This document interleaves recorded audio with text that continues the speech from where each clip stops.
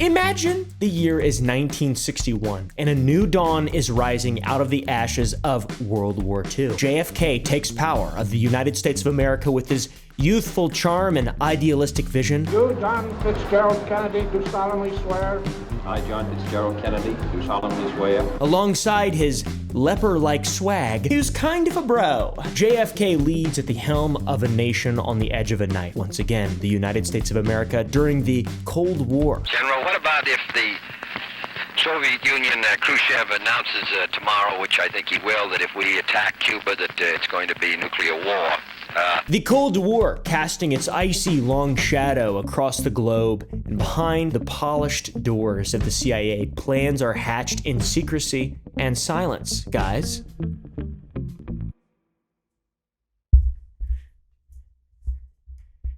Do you like that intro? It was pretty good, wasn't it?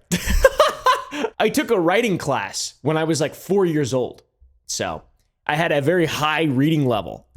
Anyways, today's video is a succession to the first video in regard to the CIA that I made a couple days ago. The Wall Street Putsch, aka the business plot, was a political conspiracy put forth by a couple of plotters that aimed to overthrow FDR as a result of his New Deal policy. A lot of people commenting down below, Oopaville is not suicidal, Oopaville is not suicidal. True, very, very, very true. This is one part of many, I would like to believe, of an extremely long-winded deep dive into something that I find very interesting and very peculiar, as well as close to my heart. I love doing research and being wrong about a lot of shit and just being a conspiracist. It's very fun. It's a great way to live your life, to be honest. It's fun. I just want to fucking stop these people. They gotta be stopped. We gotta stop them. But we're not conspiracy theorists. We're historians on this channel. Press like if you want to see more content like this, guys. Please, seriously. I was very nervous that the first video would not do very well, but I was wrong. It did extremely well, and I'm very happy by that. And that makes me extremely aroused and happy. And I want to do more of these. Lots and lots and lots more of them. Today's video begins with the ill-fated invasion of the Bay of Pigs. In April 1961, more than 1,000 Cuban exiles stormed the beaches at the Bay of Pigs to launch a revolt against Fidel Castro. Picture it! A moonlit night, a flotilla of exiled soldiers creeping towards the Cuban shore. Cubanos. Unlimited Cuban sandwiches await their future. Have you seen Chef? You threatening to fire me now? I'm telling you what I'm prepared to do if you don't cook my menu. Do a chef edit. Do a chef edit in there. Put a chef edit in there, please. These men believe they are carrying the torch of freedom, but as dawn breaks, their hopes are dashed against the unyielding rocks of failure, leaving a trail of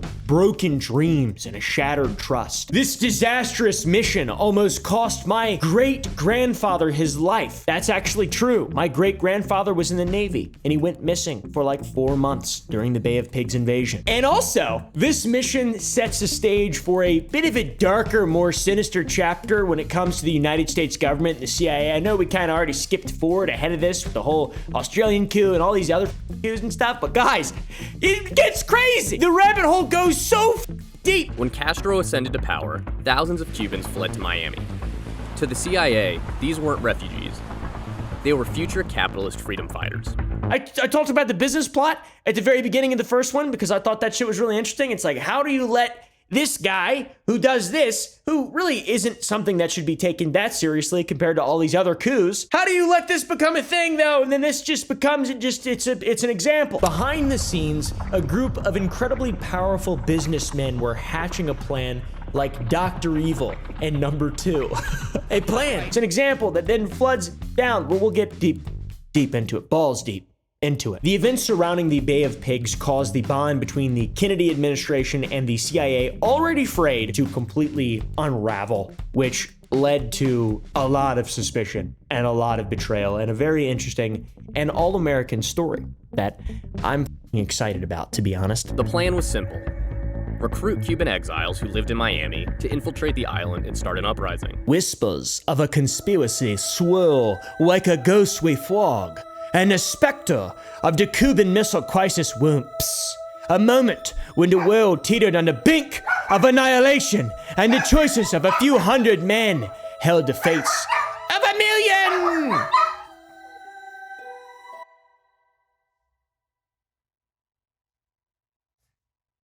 Anyways, this is gonna be a really long video, so go get a snack or something like that, and yeah, sit back and enjoy, guys. Hopefully you enjoy it. Please comment some ideas of some stuff you want to see us cover in a future video, please. Thank you, guys. I really appreciate it. I want this to be something I can do consistently and not have to worry about other stuff. Also, go to sour.gg and buy our brand new Blackberry Raspberry Covenant Blood candy. That's right, it's based off of Halo. It's not an official collaboration.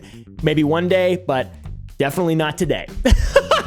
I love Halo so much, and when I was a little kid, I remembered wanting to eat the blood of the aliens involved belonging to the Covenant, and their blood was beautiful and stuff. So we made our own little version. It should be up by the time this goes up. It's actually going to go up tomorrow, and this probably won't go up for like 5 or 6 days. So, anyways, go to sour.gg. There hopefully will be some left. Get it, please. We have a bunch of flavors, new flavor every single week, 52 weeks, 52 flavors. I hope something will go wrong, but we're gonna do our best. Anyways, back to the video. Today we're gonna be talking about some very pivotal moments in the CIA's history, specifically in my opinion, at the pinnacle of their power. The pinnacle of their power. Historically accepted pinnacle of their power.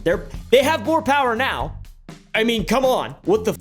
But this is like, read the history books and it talks about it. They declassified this. They're being honest, that's good. A tale stranger than fiction. Ugh. Reality is more terrifying than any nightmare. Nightmare, nightmare, nightmare, nightmare, nightmare, nightmare, nightmare, nightmare. Towards the end of the last video, we talked about the Australian coup. Now, if we travel back in time a year to 1975 again, we get to the Australian coup. And we talked about how the CIA got to the point of being able to conduct operations unseating leaders of our allies. On November 11th, 1975, Prime Minister Gough Whitlam would be dismissed by Governor-General Sir John Kerr. The Governor-General of Australia at this time was a man called John Kerr, a close friend of Whitlam's who was deeply concerned about the deadlock in government. And so Kerr came up with a brilliant solution. He fired Whitlam and appointed the leader of the opposition, Malcolm Fraser, as Prime Minister in his stead. Well, let's go a little further and talk about the CIA unseating leaders of us, our own leaders. Holy shit! In spite of the CIA modus operandi, or whatever the that phrase is, term, that you're supposed to abide by, the CIA is supposed to do stuff outside of the US of A, it's very clear that the actions and operations of the CIA are not restricted to countries outside of our own borders. And they have oftentimes performed illegal operations within the United States. Illegal, because they make the laws. So the CIA doesn't, but they're I don't know, God does, I guess. I really don't know who does. Joe Biden, I think. And these allegedly went as far as removing a sitting US president, which I'm going to say I believe wholeheartedly. I believe 110% that John F. Kennedy was killed by the CIA and Lyndon B. Johnson. Okay, and I believe it all ties in, okay? I think it started at the business plot. Actually, it started with Constantine, the Roman emperor, and then I think one day I will write a book connecting Constantine to George H.W. Bush becoming the director of the CIA in 1975. TBH, but we'll see. We'll see how far I get on that before I get killed. I won't get killed. I'm just kidding. This is all historic. This is all shit you can look up. No secrets here. It's wild. Many people consider the JFK thing a conspiracy. Some consider it fact. It is the alleged involvement of the CIA in the assassination of JFK while he was president. That is the debated part. The Kennedy assassination is debated. And, you know, where it came from. Lee Harvey Oswald or whatever. I don't know. At the time of JFK's assassination in 1963, the world was in the middle of what would be a decades-long Cold War between the West, us, the good guys, and the USSR. Even before the guns fell silent, concerned whispers were being shared in the halls of power regarding the capitalist allies of the West and the communists in the East. The Cold War, by the way, had completely redefined global politics, and this was a period of time that marked covert operations, espionage, and proxy wars on a level that had never existed on Earth until this point, genuinely speaking. I mean, this is insane, an insane time. There's so much crazy nonsense going on at this time. The arrival of the 1960s heralded a new phase in the Cold War. The Soviet Union, after putting their first satellite in orbit, put the first man into space in April of 1961. A month later, the US put their first astronaut into space as well. Recently elected President John F. Kennedy announced that the US would beat the Soviets to the moon. But just as this laudable ambition began, his administration found their attention set on addressing the communist leadership under Fidel Castro on Cuba. And it's a perfect time for the CIA because it's their bread and butter. Chaos, chaos, baby. Chaos, aviators, gold watch, bright shirt, khaki pants. Yeah. What are you doing? What's wrong with you? She's a operative. She just went like that. She actually shook her head no. It seemed that during this period of time, the highest priority for the US government was to stop the spread of communism. Not that it seemed, that's 100% what was going on. Stopping the spread of communism. Define that however you want. That's the official story. Within a year, Castro declared himself a communist, established a formal alliance with the Soviet Union, and took control of the remaining assets owned by Americans and foreign entities. The CIA was kind of like the tip of the spear in this cold conflict because there wasn't actually any sort of open warfare. I mentioned espionage, that's what all of it was, and the CIA really had a time to shine against the KGB and other, the MI6 and all this nonsense. The OSS was around before. It's wild how much was going on behind the scenes. And due to the level of espionage, obviously this is the pinnacle of the CIA's power up until this point. They're very new, but still, they're incredibly powerful. They had operated without public knowledge or full government oversight for years. And when JFK became president in 1961, he'd ran his campaign on many promises, like any president does, and almost all of them they lie about. They just lie. They love lying. Presidents love just lying and saying shit that's not true. JFK absolutely saw communism as a threat. Just how serious a threat to our national security are these communist subversive activities in the United States today? Well, I think they're serious. I think it's a matter that we should continue to give great care and attention to. We should support the laws which the United States has passed in order to protect us from those who would destroy us from within. We should sustain the Department of Justice in its efforts and the FBI, and we should be continually alert. And during his 1960 debate with Nixon, a piece of shit, he focused a lot of his opening statements on things like Russian propaganda in South America. Do you know today that the Russians broadcast 10 times as many programs in Spanish to Latin America as we do? And a Brazilian candidate calling Castro instead of the United States when seeking support. Can any American looking at the situation in Latin America feel contented with what's happening today? When a candidate for the presidency of Brazil feels it necessary to call not on Washington during the campaign, but on Castro in Havana in order to pick up the support of the Castro supporters in Brazil. Sort of alluding to failures to communism. You know, communism is this big bad thing. I'm gonna be able to stop it. I'm JFK. I walk around, I'm a leper. Anyways, my wife, her dress won't, or that's not my wife, my mistress or whatever. I don't remember Marilyn Monroe. JFK's wife ate sheet metal for breakfast. JFK heavily emphasized the risk of the growing military power within communist nations, and it seems like he and the CIA were gonna get along great, right guys? I'm not as confident as he is that we will be the strongest military power by 1963. JFK strongly opposed the spread of communism, and the CIA had the means to drive and conduct clandestine operations to see the end of communism spread through coup d'etat. Coup of state. Now, some further evidence of this relationship and the alignment of JFK could be the fact that in 1961, we saw an escalation of the amount of US personnel being sent over to Vietnam. The number of US personnel in Vietnam rose from 900 in 1960 to 16,300 in 1963. We'll be talking about this more later. It's very important, okay? So remember that. Those are facts that you need to remember. Remember that. Remember that, right? It's right here. Remember it. If the CIA and JFK did actually get along, which it seemed they may have, it was very short-lived. JFK would win the election and take office in January 1961, and 3 months later in April, the CIA conducted the Bay of Pigs invasion, seeking to overthrow Fidel Castro, aka Justin Trudeau's father, with the goal of establishing a non-communist government in Cuba that would be friendly with the United States. When the United States ordered its oil refineries, Texaco and Esso at the time in Cuba, not to refine Soviet oil, Castro nationalized the refineries. Castro got Soviet oil because he couldn't get any other oil. So the die had been cast. Which would be pretty cool, because Cuba is awesome. It's beautiful. It's a little cool island, and they have great sandwiches. Have you seen the movie Chef? Cuts off the crust. You know, I don't.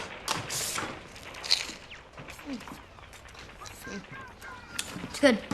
Bet your ass it's good. This plan was not a plan that JFK was directly involved in. This plan was devised under the Eisenhower administration. So it'd been on the radar for quite a while, and JFK was briefed on it before his inauguration. He authorized the CIA to conduct a covert operation to cleanse Cuba of their new regime. It was scheduled for April 17th, very close to our favorite month, March, in 1961, and it went terribly wrong. Terribly wrong. First off, 10 days before the operation on April 7th, the New York Times published a front page article talking about how the US was training Cuban exiles to invade Cuba and were nearing readiness. What a bunch of assholes. There was no need for Cuban spies to infiltrate our government and learn of our plans. The media was just like, hey, you're gonna die. It's this type of thing that leads to the meme of the CIA's Excellence in Journalism Awards. You know, the whole 15 shots, self-inflicted gunshot wounds to the back of the head type memes, that kind of stuff. It makes sense, guys. The CIA had 8 World War II B-26 bombers, big old bad boys, that they painted black to imitate the Cuban Air Force, that they flew out of Nicaragua on April 15th, 2 days ahead of the ground invasion, to destroy airfields, but missed many of their targets. Very based. Very red-pilled. Good job, CIA. You f***ed up the B-26? Are you dumb? The Marauder was sick. Maybe they sucked. I don't know. I wasn't a pilot in World War II. I just love the way they look. I think they look cool. Anyways, here's a little news report on the planes. Pretty cool stuff. How about that? Impounded in Miami, one of the 3 B-26s which bombed Cuban bases before the invasion. They're of a type purchased by Cuba from the U.S. during Batista's regime. The Cuban bomber pilot, concealing his identity, says he had planned his defection flight for 3 months. When news broke of this attack, photos of the planes were also published showing that they were just repainted U.S. planes, leading to JFK canceling the second airstrike. After lying to the UN, the U.S. walked a razor's edge. Kennedy canceled the rest of the airstrikes, but the ground invasion was to continue as planned. And furthermore, of the 1,400 Cuban exiles that landed on the Bay of Pigs, nearly 1,200 of them would surrender after around 20,000 Cuban troops supported by the Cuban Air Force would crush the invasion over the next 2 days. It was a gigantic failure, basically. But of course, we had nothing to do with it, guys. Yay! Then there was a UN meeting where Cuba would accuse the United States of perpetrating the attack, and we denied every single accusation, which is what we do really extremely well. Deny, deny, deny, gaslight, deny, assassinate. The same line is followed at a dramatic meeting of the United Nations General Assembly's Political Committee by Cuban Foreign Minister Raul Roa, charging his nation has been invaded by what he terms mercenaries from Guatemala and Florida. It was kind of hard to deny because of the photos of the plane as well as the news report ahead of the invasion detailing the training of Cuban exiles in Florida. Couldn't ignore that kind of information, to be honest. In short, the invasion was an embarrassing failure for the Kennedy administration, coming so soon after his election and failing so spectacularly. It couldn't have been a worse look. And it was an operation run by the CIA. Their initial airstrikes missed their targets. It allowed the Cuban Air Force to assail the ground forces that were trained by the CIA, the exiles. 100 people were killed. It was terrible. It's bad. The embarrassment on the side of the Kennedy admin kind of created a bit of a schism between them and the CIA because of the embarrassment spreading to the CIA, and specifically the CIA's leadership, who were seen as incompetent after the first failure of airstrikes, and that being compounded with JFK's refusal to allow additional airstrikes. You know, because the first ones failed. So this is kind of a big moment where you can really see the seeds of bitterness planted between the CIA and the Kennedy administration. Shortly after, he died. Oh yeah, and what about Cuban-American relations? Well, the failed attack from the United States did not result in an improvement of Cuban-American relations. By the way, Cuba is really close to America, and you can see on this map here that if this is our enemy, okay, and this is us, and this is our enemy, this is really close. And if another enemy worked with this enemy and decided to, let's say, launch nuclear missiles from this spot, it would be terrible. And lo and behold, the next year, Cuba would allow the Soviets to construct nuclear missile sites in Cuba as a deterrent from future US aggression. On October 16th, the CIA would present Kennedy with a series of photographs of the unfinished missile sites, with important elements labeled for easy identification. It was soon determined that they were dealing with medium-range ballistic missiles. And this deteriorated relations even further, guys. Wow! These guys each need a little grab on the ear like in Little Rascals. You bastard, you son of a bitch, and a spanking on the hiney. You know, like JFK used to do to Marilyn Monroe with his leper swing. So, this is where shit really, really gets interesting. All this stuff, very, very bad. JFK, as a result of all this, would designate advisors during his Cuban Missile Crisis in a National Security Action Memorandum. Cuban Missile Crisis? Ever heard of it? The Cuban Missile Crisis was the closest the world has ever come to nuclear apocalypse. This old sumbitch created the Executive Committee of the National Security Council, EXCOM, and he would address the nation in a speech sharing the discovery with all Americans. Unmistakable evidence has established the fact that a series of offensive missile sites is now in preparation on that imprisoned island. What a legendary speech. By the way, I think JFK was a pretty solid president overall, all things considered. In fact, maybe one of the best presidents we've had in the, post-industrial revolution, post-industrial age. We choose to go to the moon in this decade and do the other things, not because they are easy, but because they are hard. If you just start reading about American history, it's just evil. It sucks, man. Makes me want to run away to another country, but they all suck too, so. Oh well, if only the people had the power.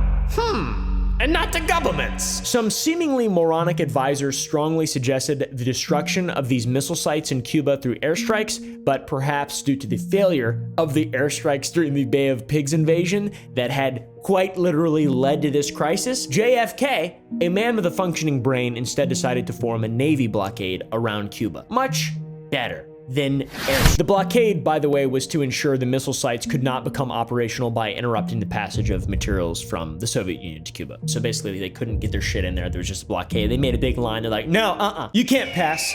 All right? You can't pass through here. Okay, we own all this. It's all ours. You can't get in here, dude. That's too close. That's too close to my house. I own this. This line right here, see this? It's mine. You can't see the line? Well, it's because you just don't. You don't have enough. You're not like us. You're different. You suck. It's because you're red. You're red on the inside.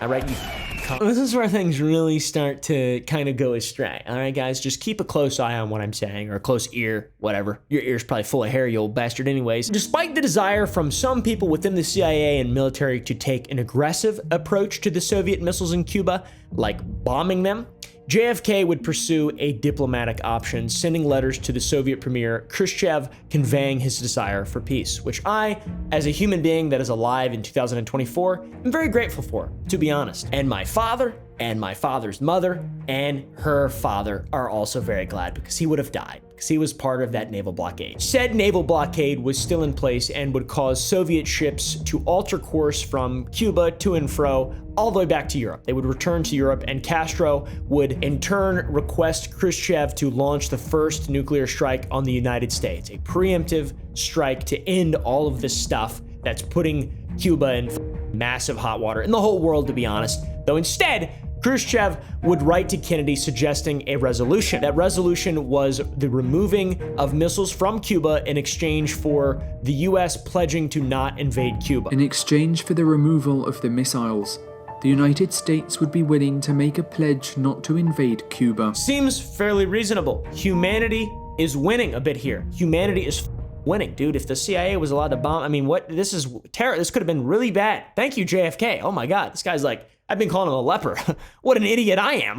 Now, this isn't it though. The world was nearly plunged into nuclear war the next day. when a United States recon plane was shot down over Cuba, resulting in the pilot's death and resulting in US ships dropping depth charges next to a Soviet submarine, which, unbeknownst to them, was carrying a nuclear weapon. They planned to use signaling depth charges to drive the submarines to the surface, whose harmless explosions would act as a warning.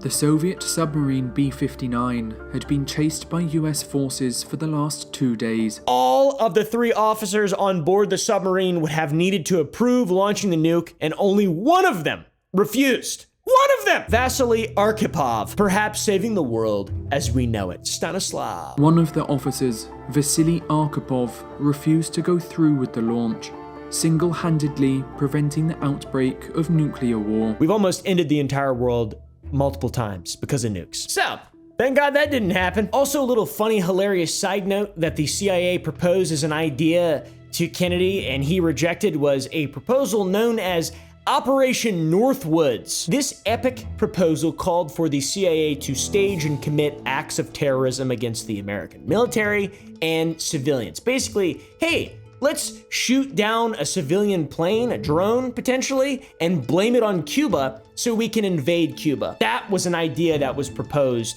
and rejected by JFK. Another reason why maybe he was assassinated by the CIA, I'm not exactly sure.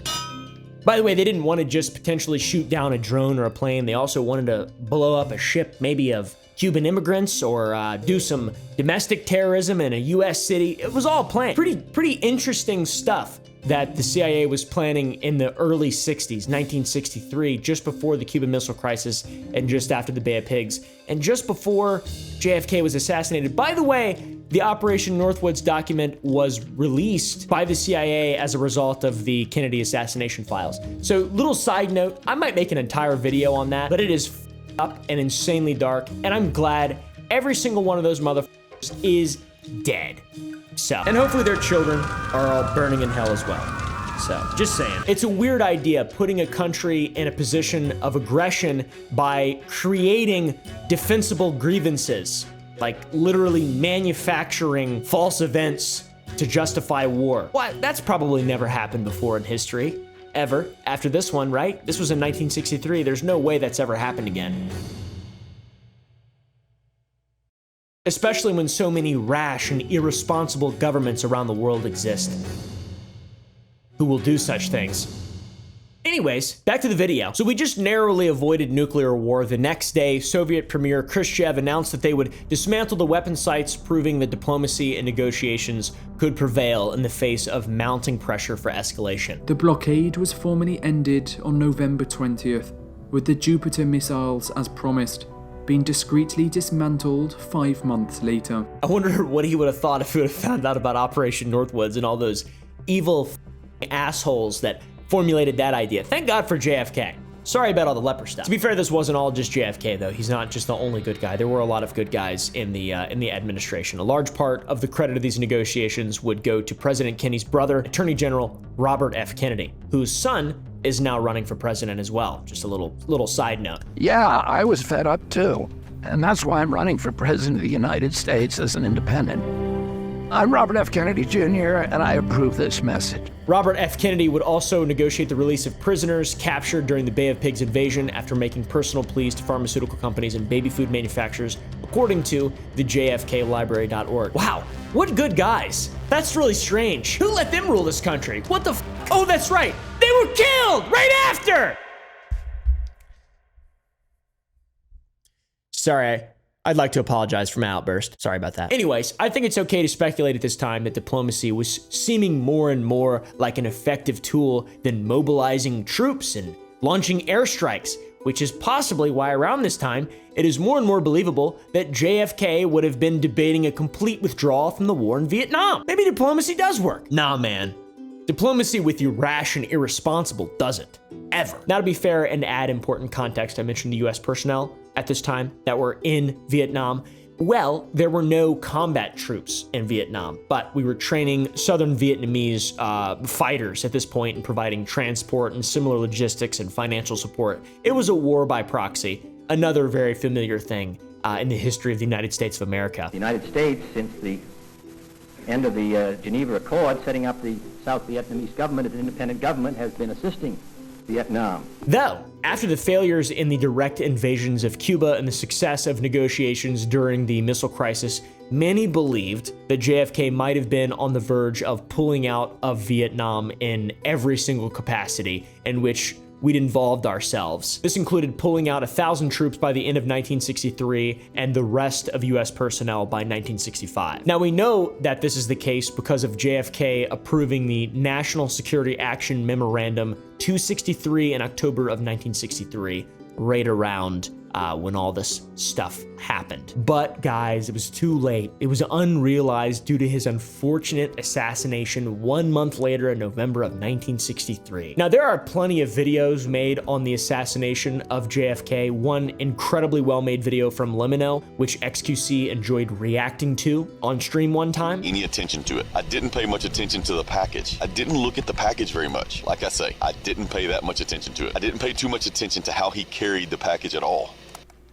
So I recommend you guys check those out, but if you want to watch my video, we'll talk about it a bit. So we move on past the Bay of Pigs, the Cuban Missile Crisis, little Operation Northwoods meme, little tiny meme there, guys. And we go to November 22nd, 1963, the Kennedy assassination. JFK was in Dallas, Texas on a trip designed to build support for his re-election campaign in 1964, when he would meet his untimely demise. From Dallas, Texas, the flash, apparently official, President Kennedy died at 1 p.m. Central Standard Time, 2 o'clock Eastern Standard Time, some 38 minutes ago. He was the victim of an assassination plot that to this day is subject to much conjecture, rightfully so, and much conspiracy, in my opinion, very rightfully so, all things considered. I think that given all the context and logic from a human being sitting here talking to a camera, it makes more sense to get rid of this guy than it does to propose an idea of shooting down an airplane full of innocent people or blowing up a ship full of innocent Cuban immigrants, and proposing that as an idea to invade Cuba. It makes more sense to just go ahead and get rid of that guy than do something like that. Even though they wanted to do something like that, and that was rejected by the guy that they just decided, oh, wait, let's just go ahead and get rid of him. He sucks. He's a leper, for God's sake. He's a real buzzkill. I love JFK. Everyone in my family loved JFK. And now, I'm officially announcing my support for RFK. I'm just kidding, I can't do a fun. That would be so funny if this just turned into a political ad. I believe RFK will be assassinated by the CIA. I actually do, he probably will, to be honest. It'd be crazy. The governor of Texas at the time, John Connally, was also riding in the presidential limousine with JFK. By the way, sick whip. Wish I had one. Thing looked badass as hell. It's a shame it was ruined by the president getting shot in the noggin, but oh well. Other John was also injured during the shooting, and here is some footage from the moment he was shot. It's age restricted, so maybe we can show like a little bit of it, maybe the moments leading up to it or something like that. I'm not sure. I want to make money from this video. You guys can watch the footage of it if you want. This is not about gore or watching the man's head split in front of his friends and family driving. It's sad. You've probably seen it anyways. A lot of questions here. What exactly do we know? What is proven? Well, JFK, while driving through Dallas in his motorcade on his way to the Trade Mart in Dallas for a luncheon, whatever the that is, this luncheon being one of his several scheduled appearances, he was shot from a shooter on the 6th floor of the Texas School Book Depository. That's what we know. Okay, that's like the official story. Here's footage of the Trade Mart, where he was supposed to have his luncheon in his honor. He was also supposed to give a speech to local businesses and local leaders. There were 3 shots, one that missed entirely and hit the curb, one that hit JFK in the back and exited through his neck and traveled through John Connally in multiple locations, his chest, his wrist, and ending up in his leg somehow. Then the shot that hit JFK in the head, finally killing him. A bunch of witnesses were there. Obviously, they're watching this man drive through Dallas in his motorcade. He's a president's this big ass event. Some witnesses claim that there may have been as many as 4 to 6 shots in total. There are a lot of conflicting reports. A few minutes after the shooting of JFK, a Dallas police officer, J.D. Tippit, was also shot and killed nearly 2 miles away from the Dealey Plaza, the location of the shooting of JFK. J.D. Tippit was shot to death by an unknown man in a car minutes after the president and Governor Connally were shot. The red brick building is the book depository, and the top road is the one that the motorcade was driving in at the time the shot was taken. So you could see there's a great view of the route of JFK's limousine. Makes sense. It's a good location, right? Okay, perfect. A fellow by the name of Lee Harvey Oswald was arrested for the assassination of JFK and the murder of J.D. Tippit. That's kind of like the official story a little bit and kind of what we know, but a lot of the details of the shooting are subject to a ton of conspiracy and intrigue. There are theories on how many shooters there were on top of the shots coming from the book depository. Plus, there were several eyewitnesses at Dealey Plaza that reported hearing gunshots come from the grassy knoll. You've probably heard of that conspiracy as well. Some even reported seeing smoke and muzzle flashes in that area as well. The grassy knoll is this area here, circled in red, obscured by tree coverage. Clearly a completely different direction from the book depository, so it's, you know, a different story altogether. Now, there is an incredibly famous video that's seen as evidence to support the grassy knoll theory, and that is the Zapruder film, which is the video showing the moment JFK was shot in the noggin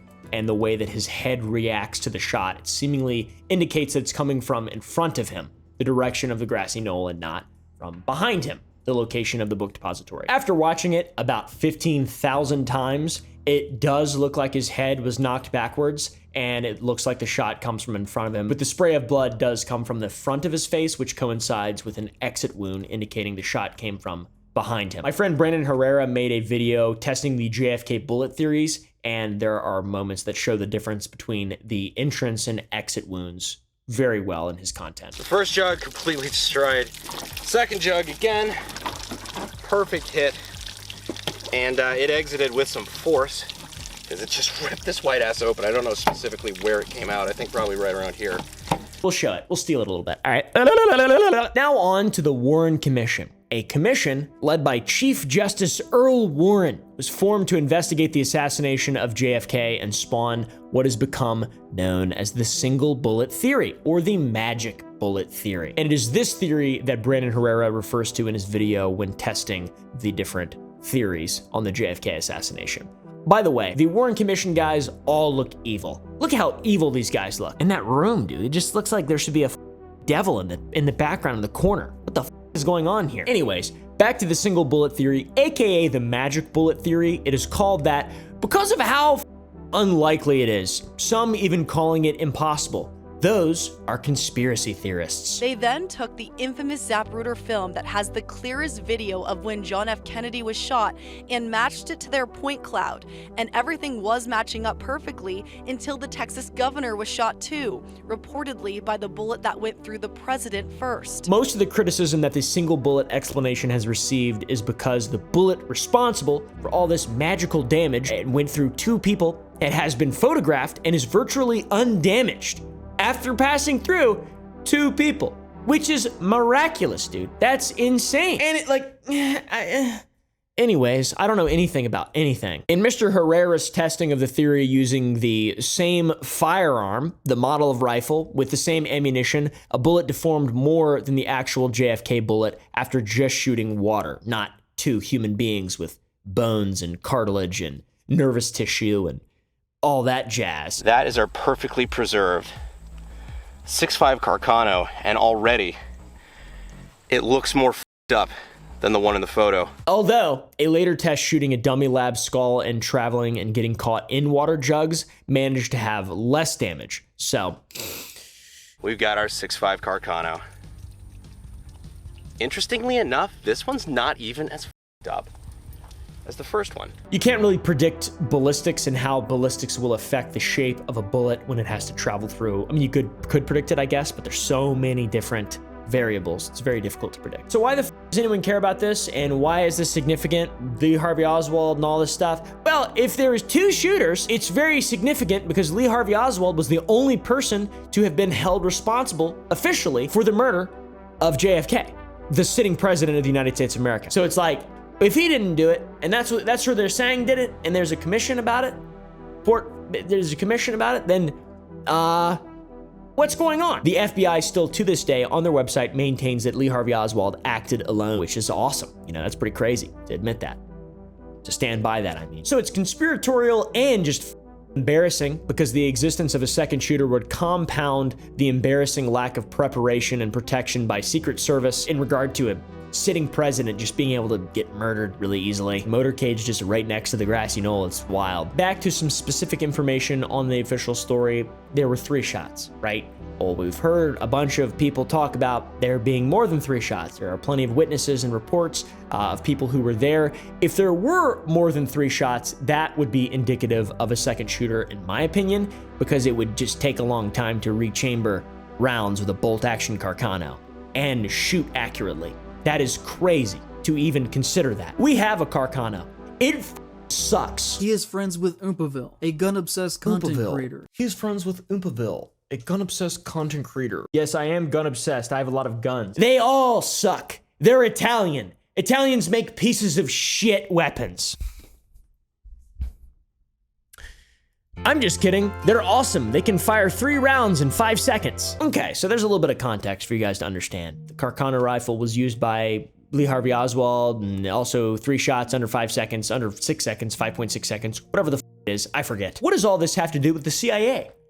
How are they responsible? Why are we talking about them in this video? What is this? What are we even talking about? Some theories suggest that the CIA might have had a hand in the JFK assassination, and I personally believe this is completely true, okay? I just don't, it just makes sense. Like, regardless of the theory, the single bullet theory and all that stuff, if you just look at it and look at all the stuff that happened before, it just makes sense, you know? It just makes sense, just logical. You don't even have, you don't need a commission. You just need to look at history in retrospect when there's not just propaganda. You need to wait 60 years and just look at history in retrospect. But here are some reasons that the CIA may have wanted to see JFK killed. They are speculative, but interesting.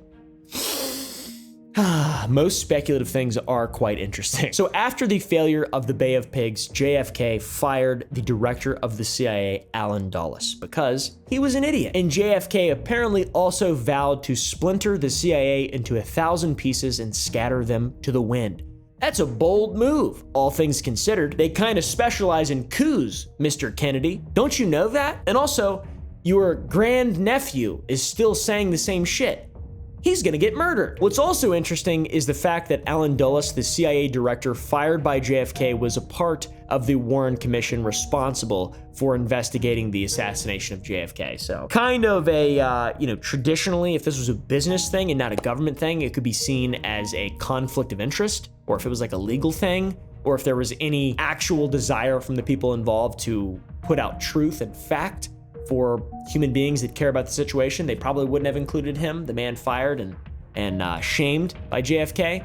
But, I don't know. What do I know? Anyways, this leads a lot of people, including current presidential candidate RFK Jr., to believe that this is a part of a cover-up or some kind of gaslighting of the American people for a long period of time. There's a 60-year cover-up. The Warren Commission was run by Allen Dulles, who was the head of the CIA, who my uncle fired. Congress found that, it was a plot. It was a conspiracy. There were multiple people involved. So there's that, and perhaps another form of incredibly compelling evidence for this theory of CIA involvement is the fact that former CIA agents and officers have implicated individuals and groups within the CIA as being responsible. So it's like, why is this real? Mr. E. Howard Hunt was an officer in the CIA who had been a guiding hand in the regime changes in Latin America, and he made a confession while on his deathbed that rogue elements within the CIA had been involved in a conspiracy to kill Kennedy, as well as LBJ, the vice president during the Kennedy administration. Further indication that the CIA may have been involved or at least known about the plot is the fact that they were tracking Lee Harvey Oswald and reading his mail long before the assassination that started back in 1960. They knew that Oswald was actually someone who had defected to the USSR and in June of 1962 had come back to the US with his Russian wife. Oh my God, it's too perfect, dude. It's too perfect, come on. So they knew that Oswald was a Soviet defector and they knew that he was returning to the United States. Plus, he was a sergeant in the United States Marine Corps and they were reading his mail. So either A, they were grossly negligent, like the Secret Service seemed to be, ensuring Kennedy was trying to make him sure he made it safe to his destination, or C, A, or whatever, they were involved. And they knew, and they let it happen. Or they kind of, put rails on it. They put it on rails. It's like wrangling wet cats, assassinating a president is. It's like wrangling wet cats. That's what they say. It's really hard. What do you guys think down below? Were they directly involved? Yes, they absolutely were, in my opinion. I'm asking myself. Or maybe they just turned a blind eye to Oswald since he would be removing a thorn in the agency's side. Maybe, I don't know. JFK was headed towards a de-escalation in Vietnam, and he had already de-escalated the Cuban Missile Crisis like the asshole he is with his brother RFK. And he and his brother had been critical of the CIA, even supposedly wanting to dismantle the agency following the Bay of Pigs' embarrassing failure. Given the fact that the CIA had grown in power as a result of the ongoing Cold War, which essentially gave them free reign to conduct operations around the world and apparently in our own backyard as they see fit, with all of this centered around the containment of communism, de-escalation would mean less need for CIA operations, therefore less power for CIA leadership. And this is not a conspiracy. This is real life, guys. This is real life. Wow. The CIA.gov website even has a page detailing their involvement in 16 countries. One of them was Vietnam, and their power grew as the war escalated. How about the Gulf of Tonkin incident? How convenient. Oh my God. Kind of reminds me of that whole Northwoods thing, but maybe I'm just crazy. I'm not sure. I'm probably just crazy. There's probably no relation between Operation Northwoods and what happened in the Gulf of Tonkin. We're not going to talk about that in today's video, unfortunately, though, for you guys. Okay. Maybe next video. Maybe. I'm not sure. Go to sour.gg and buy some candy and I'll talk about it. The CIA's Holy War, a book written by Stephen Kinzer, outlines how Allen Dulles, who was the man who was fired by JFK and was a part of the investigation into his death, the Warren Commission, had helped draft the National Security Draft and had created the CIA, and had done so not to help American leaders understand the world, but to help them change it by any means necessary. Maybe JFK was an obstacle to the CIA and Dulles was perfectly positioned to interfere with an investigation to his murder. Possibly. Who really knows? Who can really call it for sure? Guys, I have no idea. All I know is that LBJ was vice president, his wife, Lady Bird, had a lot of shares in a helicopter company, and Vietnam was the very first helicopter war. So anyways, guys, that just, you follow the money and it just starts to make more sense, I think, maybe. Or maybe I'm just insane. I could be insane. Anyways, all this stuff is a rabbit hole that is incredibly easy to get lost in, and I recommend everyone going as deep as possible and learning and trying to decide for yourself. Not listening to people like me, specifically with our preconceived opinions and notions and things like that. I've never been wronged by the CIA. I know people in the CIA. I know they're really good people. But at the same time, there's like declassified shit that just makes it look bad, right? Like not speculation, actual declassified shit. If this is true, which we know this is true, they admit this is true, this was leaked, and they say that this isn't true, but this is easier to believe than this. So it's like, how irrational do you have to be really to have faith that there are evil people running this country? It doesn't require that much irrationality.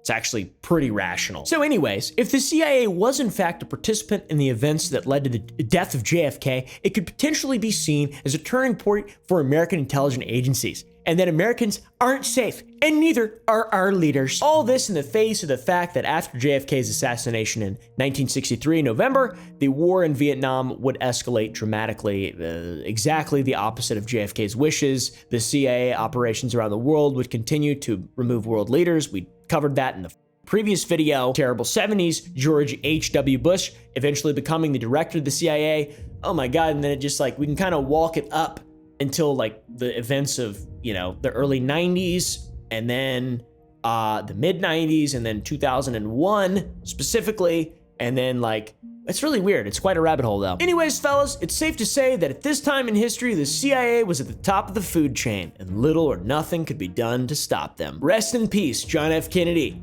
All right. So yeah, if you like this, press the like button down below and let me know what you want me to talk about in the next one, guys. I really want to make this a multiple part series that just continues on and on and on, because there's plenty to talk about. And I see your comments. All right. I'm not an idiot. Okay, guys, I'm not an operative, a CIA operative. It's so funny seeing the people who are really balls deep down the rabbit hole being like, he didn't talk about this. He's purposefully leaving this information out. He's an instrument of the government. What? Anyways, have a good evening.